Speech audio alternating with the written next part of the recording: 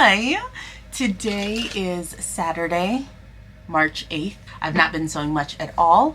It is the 8th day of Ramadan. I think so. I think so. It is 6:38 in the morning and I was up for the pre-dawn meal for suhoor. Yeah, and we are in the swing of things with Ramadan this month, which is wonderful. I have not sewn all month since the start of March, but I wanted to show you some things that I was able to kind of get done after the last video. I think I spoke about trying to use up some wool, so I did end up going with the wool remnants that I had from the poncho that I made my mom, which I don't think ever really made it to the channel. I made the Coda quilted coat by Love Notions there. I did not have enough of this fabric, so I pieced together every little bit that I had left to be able to cut out sleeves. Hopefully you'll see an image of what that looked like, but it was one of those things where there was so little to lose in trying to make this because they were literally slithers of fabric. So I figured if I could get anything out of this, I'd be happy. And the Coda coat is quite boxy. I ended up going with a size medium based on the sizing. It is much more cropped than the Coda coat entails. Here is the Coda coat. I did want to line mine because this wool is super itchy, and I ended up using a bit of that stretch denim since I had the stretch denims out after making that simplicity dress. So I ended up using that as the lining. I found this little scrap remnant of this sort of poly jacquard fabric, like a satiny jacquard fabric that I had made my cousin a homecoming dress out of a couple years ago, or last year, some year. I think it was 2 years ago.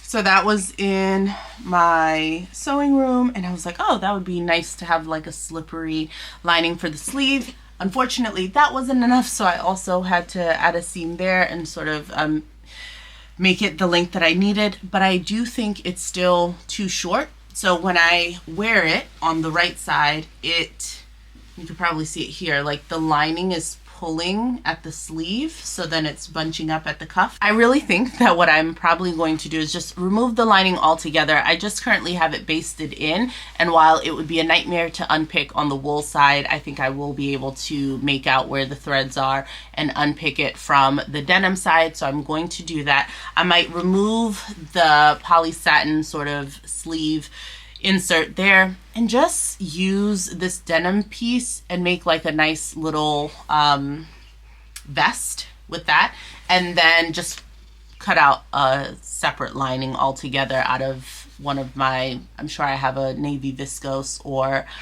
rayon, like some sort of navy fabric that would be appropriate as a lining. The pulling that's happening at the sleeve makes it look really bad. So when I try and like make the sleeve straight, do you see what it's doing there, like bunching up and causing that rippled effect? Because the lining is sort of pulling it from the inside. So I just want to make sure I redo that. This was an opportunity for me to practice making the Coda quilted coat to see if I want to use some of my other fabrics to make another, and I think I would like to do that. We had a really cool program at school where we, as faculty and staff members, got to come together to teach a course that we liked. My group did like a upcycling sort of project. So I had thrifted these two, I think they're like placemats, like what you would put like a warm pot or something on. It's made of cowrie shells. And I had picked this up at a thrift store in Florida when me and my girlfriends went down to Florida for a girls' getaway. And I remember thinking, I want to make this into a purse. So I thrifted a necklace that had these like wooden, I don't know, wooden pieces. So I undid that and wanted to use that as the base. So I used all of them and I was able to get this much done. So a nice sort of base here. Unfortunately, I used, what did I use? I used embroidery floss to like thread it through. So it is very flexible, as you can see, right? Like it doesn't retain the shape. Then there are some gaps in some places because all of the little wooden bits were not the same size. So it's definitely imperfect, and I'm trying to figure out if that bothers me and if I want to redo it. So another thought that I had instead of using embroidery floss was to use like a really thin gauge of like wire, like a floral wire, and sort of use that to weave it through. And my thought is that would give it a bit more structure and not make it as floppy. This little pouch that I made, which is awful. I was doing this at school on the machines at school and did not have an iron in the room. This is like a faux pleathery fabric that I had in my stash. I don't know where I got it from, but I made it into like a circular little bag and lined it with that same cottony fabric that I recently made my vintage buttered shirt out of. I had thrifted these cool handles a long time ago. So my thought is to make sure, like, I need to make this bag work. So I need to probably turn it inside out and properly give it a press now that I'm home. My thought is that it can slot in here. I would adhere it some way, right, to there. And I'm thinking that would give it some structure and some shaping to make it sturdy. Hopefully it would fit right within that circumference so you wouldn't see it much. I would take the beads off of this thrifted necklace and then continue threading that through until it got up here to the zipper on both sides, so that all you would see once I sort of tack this little placemat to the bag that I made, all you would see is really the top part, this zipper, and then find a way to adhere the handle. Are you seeing the vision? Do you see the vision, like as a cute summer bag? I feel like this wood kind of goes with the wood of the necklace that I thrifted that's down here. I feel like it would just be a cute summer bag, you know? When I'm out with the ladies, when I'm out with my girls, and just hanging out. This is obviously a like mommy free sort of bag because I can't fit any other sorts of essentials in here besides my phone and some lip balm. So this is like, I'm going out. Anyways, I'm excited to try and figure this out and get it sorted. It's really fun for me to see or have a vision of something and see it come to fruition, as I'm sure it is for many of us. So would love to see that work out. Just have to figure out the final logistics. Two last things. I pulled out this dress. If you've been a long time viewer of the channel, you may recognize this dress. I picked up this gorgeous viscose fabric from the dead stock section at G Street Fabric years ago, and I want to say it's S8875, and I made it a size too small. I made it for Mother's Day, maybe in 2022, I think, and I remember wearing it that one time, and then I wore it once again, and literally that, like, the next day my rib cage was hurting and I couldn't figure out what I had done. I was like, did I overextend myself? I didn't work out. Like, what's happening? And it's because the dress is too tight. The midsection, the midriff of this was so sucked in that I was hurting my rib cage. So it's too small. I may have cut out a size 10 when usually I cut out a size 12, and or certain finishes that I did might have meant that I sort of took up seam allowance.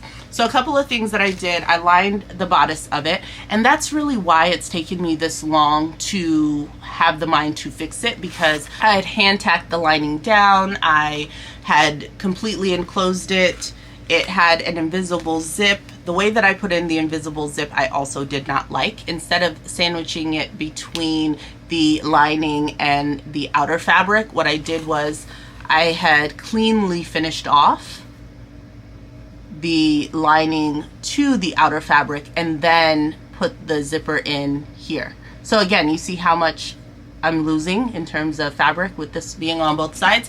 So what I've decided to do, as you can see, it's already in pieces. I've taken the lining off. I have begun to separate all of the areas where I can open up and expand that midriff section, which meant that I've had to unpick parts of the skirt. So I'll have to gather all of that back in because I had hacked the butt. Anyways, so all of the midriff sections, the center front of the midriff and the sides, I've opened up. And what I'm hoping to do is to iron everything flat. I'm going to go in with a narrow seam allowance. So where instead of doing 5/8 of an inch, maybe going with 3/8 of an inch, doesn't sound like much, but hopefully in each of those areas will help me. I don't, because it is a viscose and it is prone to fraying, even though it's lined, I want to be mindful to not make the seam allowance too tiny, that then it begins to unravel and then I'm left with nothing or a hole. So I might go ahead with some really fine knit interfacing in all of those seams just to make sure that they have some stability, especially because it's a lightweight viscose. And then do a narrower seam allowance to give myself some space. And as I've already done on one of the sides, I'm opening up and going to sandwich in the zipper between the lining and the main fabric, which I think will also give me, what is that, like at least 1/2 inch maybe on both sides, which is a full inch all around, in addition to all the areas where I'm expanding. So I'm hoping that this could be a dress that I can wear again. I am also interested in revisiting this dress that I was making with the Atelier Brunette fabric that I picked up at EU Fine Fibers in Charlottesville, Virginia.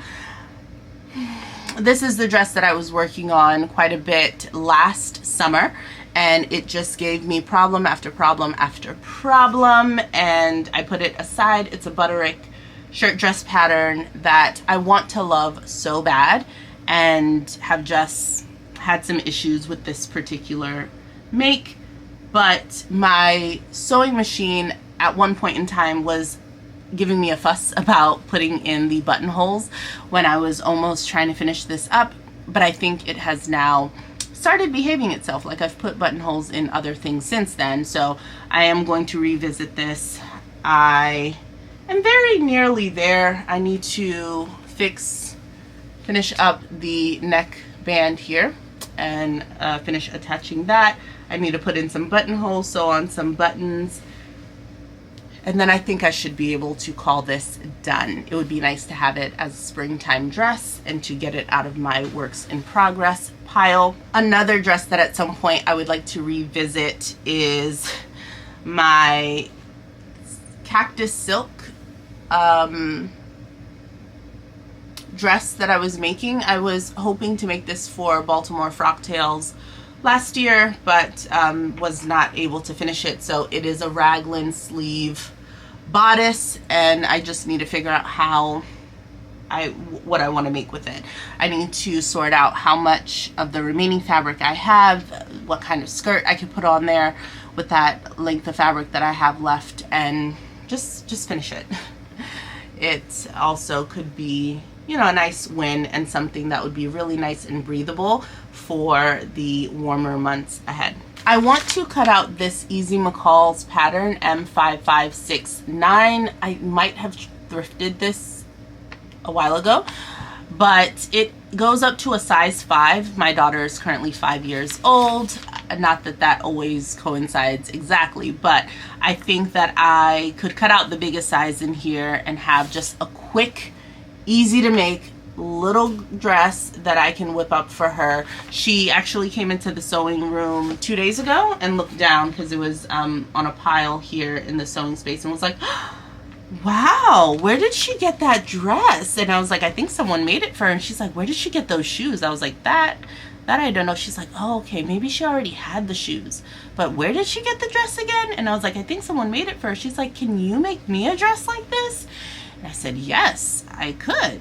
It's so amazing to me that she recognizes, like, there is a pattern, and I can make her a thing from a pattern, which is kind of cool. So I can absolutely see myself, if I have a dress that's already, because I've made my daughter things before, but I'm often like hacking things, and I think to have a very quick and easy already cut out pattern that she has identified that she likes would make making her things so much easier, because after I make something for myself and whatever remnant fabrics I have, I can look at it and just see, do these pattern pieces fit? And instead of leaving it for later, I can just either do it or at least cut it out, which would be nice. I still have some remnant pieces from my Zimmerman inspired dress. I had narrowed the bottom portion of the skirt, so I still have those tiers and then additional pieces of that linen. So I'd love to make her a matching dress in time for maybe Mother's Day. That might be cool, or before then, I mean. So that might be nice to get her something made out of that. It is March, and at the end of this month will be my son's birthday, and he's going to be 1 year old. Where has the time gone? It's actually quite crazy that we are almost a year in. So with that in mind, one of the things on my Make 9 is to make a matching set for me and my family, including the new guy. So I would love to sort of